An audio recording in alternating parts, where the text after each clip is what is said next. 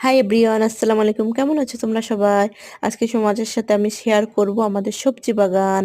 তো তোমরা যারা শহরে থাকো তারা এই গ্রামের এই দৃশ্যগুলো খুব বেশি মিস করো। আসলে গ্রাম মানেই সবুজ সবুজ প্রকৃতি।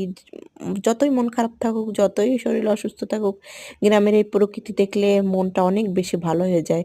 তো দেখো, আমার লাউ আজকে রান্না করব লাউ শাকের ডগা দিয়ে চিংড়ি মাছ। তোমার ভাইয়া খেতে চাইছে, তো আমি বললাম তাহলে তুমি কেটে আনো। তো তোমার ভাইয়াই দেখো কাটতে চলে আসছে।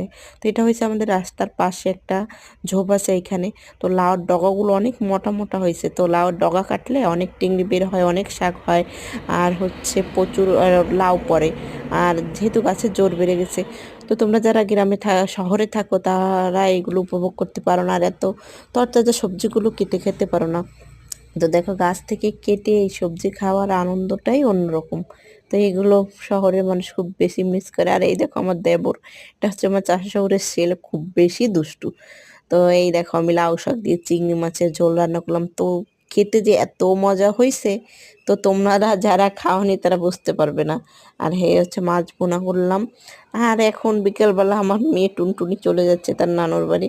ওর বিকেল হলেই ওর নানুর বাড়ি যেতেই হবে, যেতেই হবে, না গেলেই নয়। তো একবার আমার দিকে ফিরতেছে, একবার নাচতেছে, আর চলে যাচ্ছে।